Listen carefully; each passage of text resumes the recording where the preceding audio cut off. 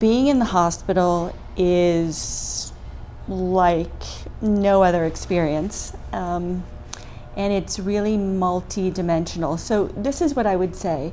Throughout his illness, I convinced myself that my job was to be competent. My job was to do all of the complex discussions about medical procedures, and that I did not have a problem. There was nothing that was going to, personally about me, get in the way of that. So if I had a headache, if I had a stomach ache, all of that just didn't matter. Right, okay.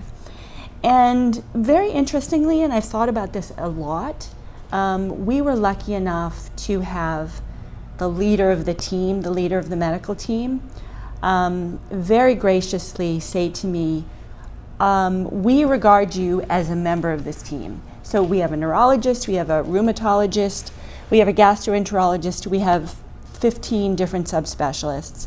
If you conceive of them at the table, you're at the table too. And we need you. And the expertise that you have is that you know your son really, really well. And that was a beautiful thing, and I'm glad that that happened.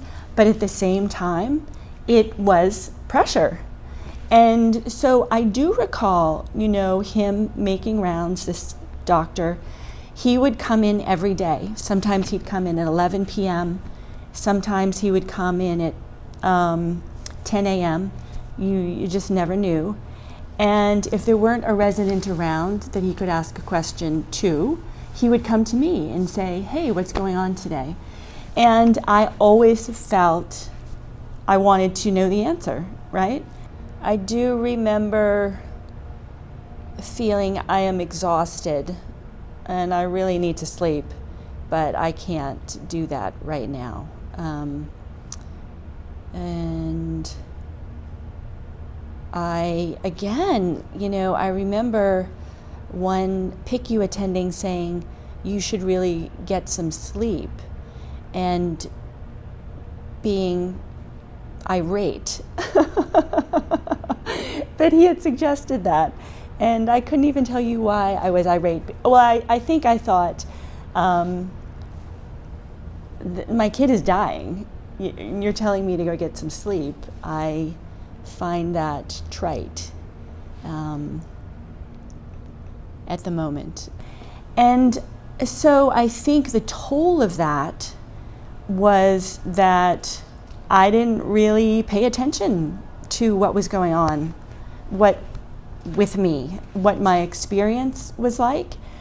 So being in the hospital is just, you're sleep deprived, you eat awful food, you are hypervigilant, especially in a pediatric intensive care unit.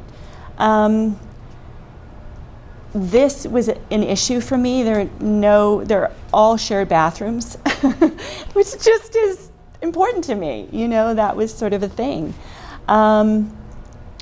So the experience was, and then of course, Jack died.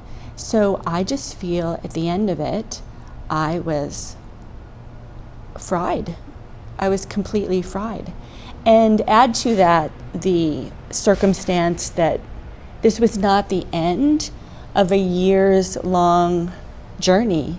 It was the end of a 9-month journey. So just trying to adjust to his death in the context of what I would say was trauma was really, really difficult.